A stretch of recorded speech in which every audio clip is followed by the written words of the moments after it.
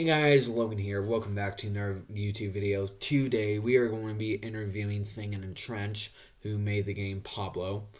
The status is on hold. The platforms are HTML5. The author is ThingInATrench. The genre is puzzle. It's made with puzzle script, and tags are 2D and puzzle script. Pretty much in this game, you're this guy named Pablo, and you're supposed to push these blocks to this black outline in order to move on with the next level. Now, with this person I'm interviewing, they are actually in a trench as I'm interviewing them. So it'll be very interesting to see how their connection is, and it'll be very interesting interviewing them. So I'm going to call them up and make sure their interview is okay, and I'll see you then. Hey guys, sorry about that. I forgot I recorded, but I do now have the interview all set and ready. He is good with doing the interview, and fun fact, his real name is Pablo, which is why he made the game Pablo in the first place. So we're going to unmute him, and we're going to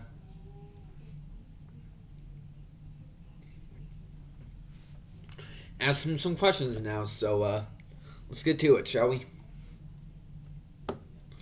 Alright, man, can you hear me okay? Yes, I can hear you clearly.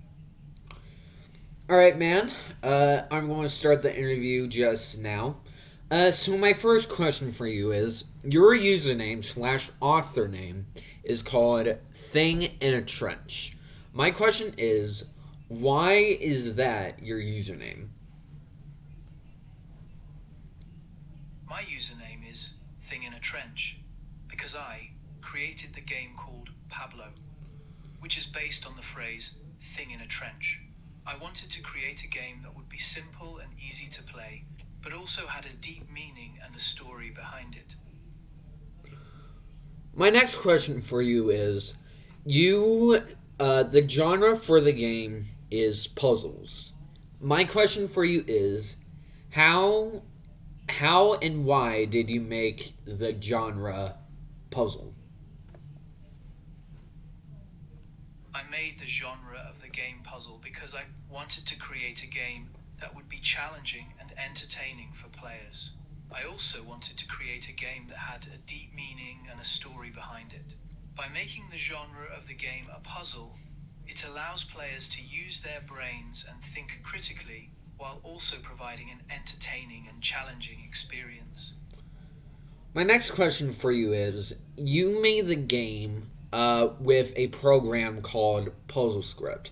And I want you to explain what that program really is, as it's not really a usual program people use to make their games. PuzzleScript is a visual programming language that is designed to make it easy to create puzzle games. It is similar to a scripting language, but instead of being used to create scripts for a game engine, it is used to create puzzle games. It allows for a simple and intuitive way to create puzzles, while also providing a lot of flexibility and control over how the puzzles are created. So the title of the game is called literally just Pablo. Why did you decide to name the title of the game Pablo? I decided to name the game Pablo because I wanted to create a game that was simple and easy to understand. The name Pablo is simple and easy to remember, and it also has a deep meaning and a story behind it. The game Pablo is based on the phrase thing in a trench, and the story is about a young boy who is trying to find his way back home.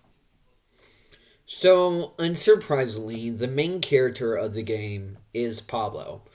Why did you decide for the main character to be named Pablo? I decided to make the main character of the game Pablo because I wanted to create a game that was simple and easy to understand. By making the main character a simple name like Pablo, it allows players to focus on the gameplay and the puzzles rather than having to learn a complex name for the main character. This also allows players to more easily relate to the main character and feel more invested in the game. So the main mission of the game is you're basically um outside, and pretty much his mission or his job or whatever is to push these boxes into this black outline. My question for you is, why is he pushing these boxes into the black outline? Like, what's exactly his story for him to get to this mission or job that he's doing? Pablo's mission is to push the boxes into the black outline because that's how he gets back home.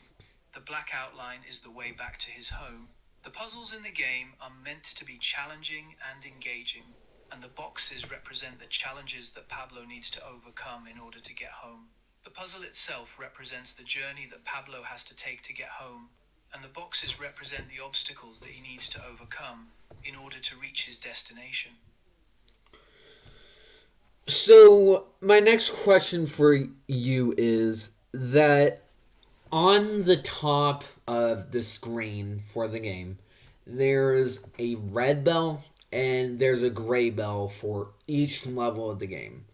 My question is, why do you have a red and gray bell on top of the screen as you're going for the levels? Like, what do they represent?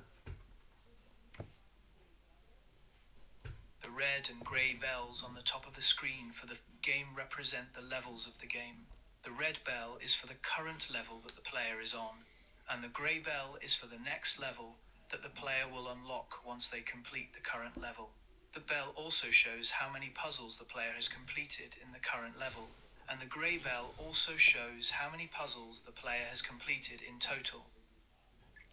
So, in the game, pretty much his story is that he's outside and his mission slash job is to push the button boxes.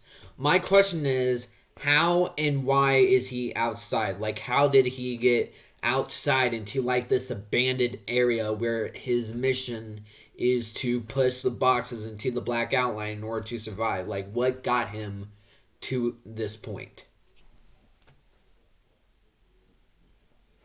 Pablo got outside into this abandoned area because he was separated from his family.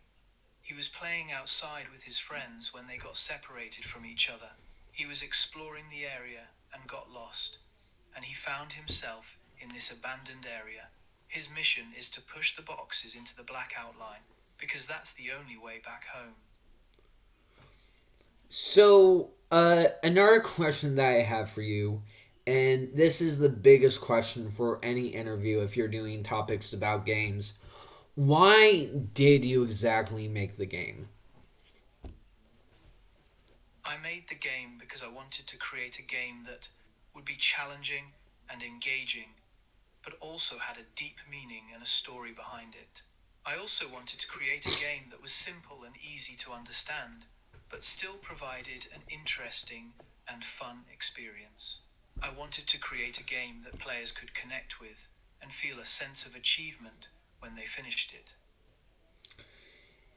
Is there anyone that you want to credit that helped you make the game or inspired you to make the game?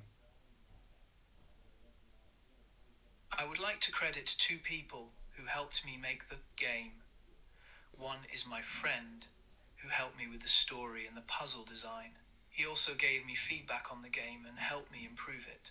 The other person is the creator of PuzzleScript, the software that I used to make the game. He was very helpful in answering my questions and helping me understand how to use the software. And is there anything that you want to add that I have not mentioned in this interview yet? There is one more thing that I would like to add. I want to thank you for giving me the opportunity to talk about my game and to answer your questions. It has been a pleasure to talk to you. and to share my experiences with you. And I want to thank you for doing this interview with me. It was really awesome to do so. And I really do thank you for doing the interview with me. It was my pleasure. I'm glad we were able to have this interview and that you were interested in my game and in what I had to say. I wish you all the best in the future, and I hope that you continue to create and share your work with the world. And I want to thank you guys for watching this video. Uh, so this game, as I said, he pushes the boxes in this. And I really do like this because it is pretty much like a puzzle game where you gotta move the character to push the boxes into the black outline. And I like that because it is challenging and you do kind of have to figure out the lore of the story. And I really do like how it is. So I want to thank you guys for watching this video if you did. I hope you guys have a good day. I'm going to leave it there. Have a good day. Bye.